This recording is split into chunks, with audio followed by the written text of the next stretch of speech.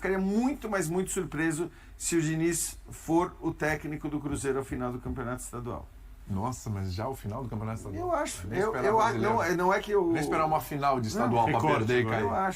Eu acho muito pouco provável que ele seja, porque, cara, as coisas são assim. Por falar em treinador e por falar em vaias, rapaz, já vaiaram o Diniz de novo, hein? O Cruzeiro perdeu para o Atlético e a gente vai ouvir o Diniz agora, vamos lá. É por conta de uma derrota de hoje, também ficou uma pergunta oportunista, que eu vou falar que eu aprendi um monte de coisa porque perdeu. Porque quando o Atlético time não ganhou, mas jogou bem, quando o São Paulo jogou bem, e jogou bem também contra a Tombense. E hoje jogou mal. O torcedor eu entendo completamente. Pode vaiar, pode criticar, mas a gente, já falei para você, a gente que milita no futebol, não é assim que funciona, não poderia ser assim. A gente vai procurar melhorar o time e ganhar. Se não ganhar, não tem ambiente bom para a torcida. E a torcida está certa. A torcida tem que saber respeitar. Eu tenho que ajudar o time não vencer jogo. Se não vencer jogo, não tem como ter ambiente bom. Isso é uma coisa muito clara. Se tivesse feito um jogo bom, a bola não quis entrar, o adversário foi lá e achou um gol, é uma coisa. Agora, hoje é uma questão de desempenho. Você pode perder um jogo, mas o time já tem que mostrar um pouquinho mais, porque a expectativa é alta, né? E acho que assim, tem toda essa bagagem que o Léo cita do ano passado, que era uma bagagem pesada, e eu me lembro da gente começar aqui o ano falando, cara, ninguém precisa mais do título estadual e de um bom desempenho no campeonato estadual do que o Fernando Diniz, por todo o contexto, não só da torcida, mas pelo que o próprio clube tem feito, pela maneira como até o presidente tem se comportado, né? Citando, se eu tivesse que trocar um técnico ali, naquele caso, para dar uma alfinetada no Tite. Mas assim, eu acho que você já tem toda essa bagagem e ela é reforçada, quer dizer, essa pressão da bagagem do ano passado é muito reforçada pela expectativa gerada por causa dos reforços. Então, na hora que você contrata todos os jogadores que o Cruzeiro contratou, né? Ainda que nem todos tenham entrado em campo hoje, mas na hora que você contrata todos esses reforços, você gera uma ideia que é equivocada, evidentemente, mas, cara, que você vai começar voando, porque contratou Gabigol, contratou Dudu, contratou Fagner, contratou todo mundo ali, tem essa ideia, e essa é uma ideia comum também de que, cara, na hora que você contrata um monte de jogador bom, o time vai começar voando. Não iria. Agora, que existe um débito do Diniz, e a gente pode falar, o Diniz foi xingado, né, depois de 8 jogos, se não me engano.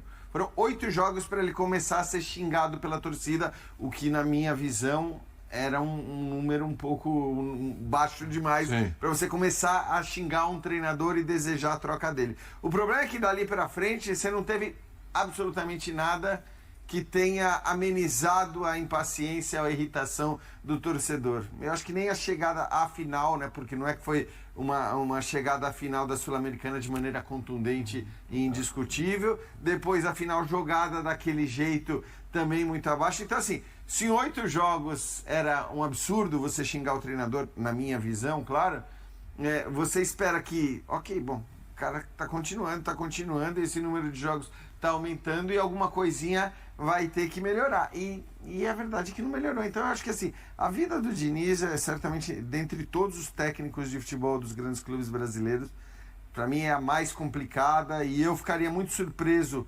não pela capacidade do Diniz, mas eu ficaria muito surpreso por como as coisas funcionam no campeonato, no futebol brasileiro. Eu ficaria muito, mas muito surpreso se o Diniz for o técnico do Cruzeiro ao final do campeonato estadual. Nossa, mas já o final do campeonato estadual? Eu acho. Não é que eu... Nem esperar uma final de estadual para perder e cair. Eu acho muito pouco provável que ele seja, porque, cara, as coisas são assim.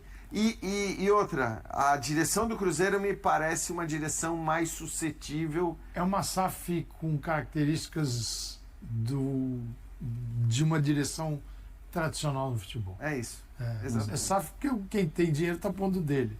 Mas assim, a forma de ver é o futebol... Tem um componente passional. E mesmo que tivesse uma SAF hiper profissional, também chega uma hora que eu concordo. Para mim, você pegar São Paulo, Rio de Janeiro, Minas e Rio Grande do Sul, se o cara a lupa maior é em cima do Diniz nesse momento. É verdade.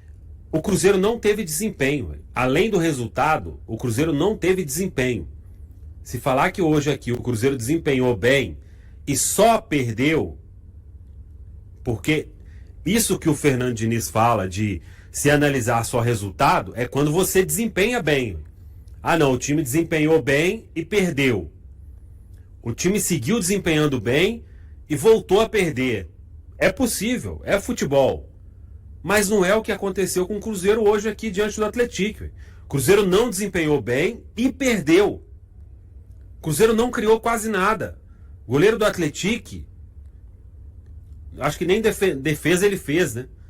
Então, o desempenho foi muito ruim e, além disso, veio um resultado péssimo, que é a primeira derrota do Cruzeiro na história para o Atlético. Para um time que o próprio Fernando Diniz, e alguns jogadores já falaram sobre isso, que a pré-temporada começou lá no final do ano passado. Então não está em pré-temporada mais. Não tem que...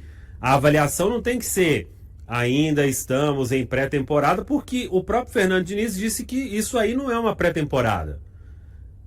E o Cruzeiro, como disse o Valu, e eu concordo em gênero, número e grau.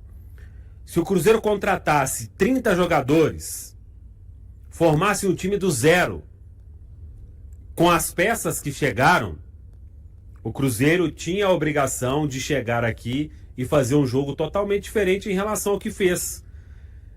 E aí o que me preocupa a partir deste momento é: a gente estava criando uma relação de uma certa paz, né? Fez o jogo com o São Paulo, aí contra o Atlético, o Cruzeiro, se tivesse que vencer, seria o Cruzeiro. O Atlético foi para não perder naquele jogo lá nos Estados Unidos. Você volta, faz uma viagem desgastante, joga e vence.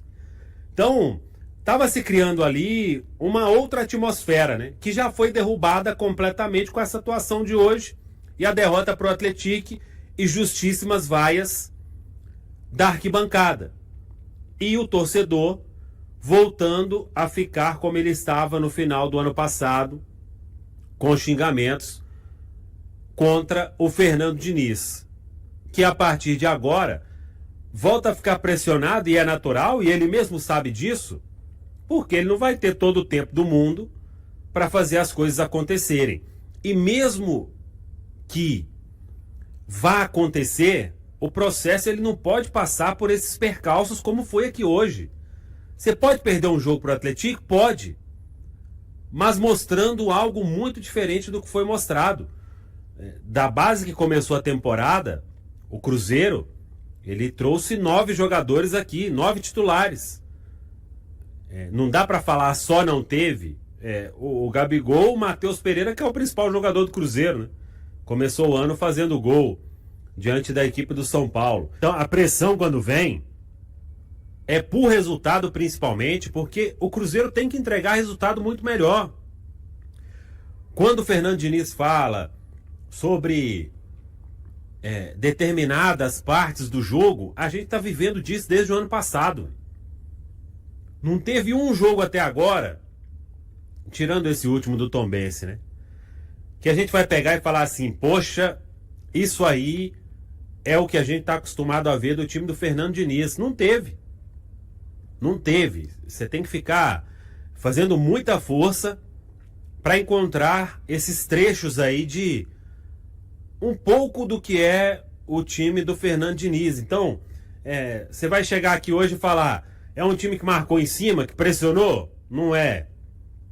É um time que conseguiu sair jogando lá de trás, abrindo caminho? Dificilmente aconteceu isso. É um time que criou muitas oportunidades? Não foi. Então, a cada jogo que passa, tudo bem que está só no começo da temporada, mas esse começo com um time muito melhor, a régua subiu bem, com razão, porque tem que subir mesmo, e o nível de atuação tem que melhorar. E hoje aqui, se a gente pegar aqueles jogos lá de reta final de 2024, não teve nada diferente. Nada diferente. Cruzeiro podia ficar aí até agora que não ia empatar o jogo. Não ia fazer gol. Então, o único medo que eu tenho, Valu e amigos aqui da Samuca TV, é até quando o prazo será dado? Qual que é a régua? Onde que a gente vai melhorar? Ah, o próximo jogo. Ah, o próximo. Ah, o próximo. Vai ser quando? Quanto tempo precisa para fazer isso acontecer? Porque hoje a gente não tem um mínimo sinal de que a gente vai sair desse lugar. Véio. Parece que a gente está desde o final do ano passado numa areia movediça. Não consegue sair, não consegue firmar. Quando você acha que vai, não vai. Ah, vai para a final do Sul-Americana. Não consegue. Ah, vence o Criciúma. Pô, a vaga só depende do Cruzeiro na Libertadores, não vai para frente. Agora, 2 jogos de pré-temporada, venceu depois de uma longa viagem. Jogo seguinte, já vem um resultado ruim. Então, o sinal de alerta, para mim, volta a ficar ligado. E o Cruzeiro montou um time com ótimas peças para ficar dependendo aí de lampejos para vencer os seus jogos.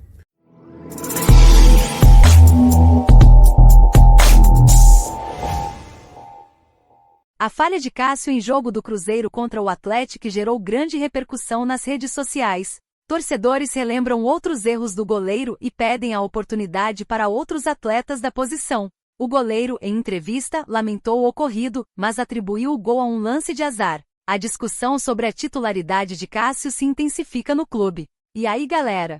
O que acharam? Deixem nos comentários. Não se esqueçam de deixar o like e de se inscreverem no canal e acionar o sininho para receber as notificações. Até mais, Nação Celeste! Vamos pra frente!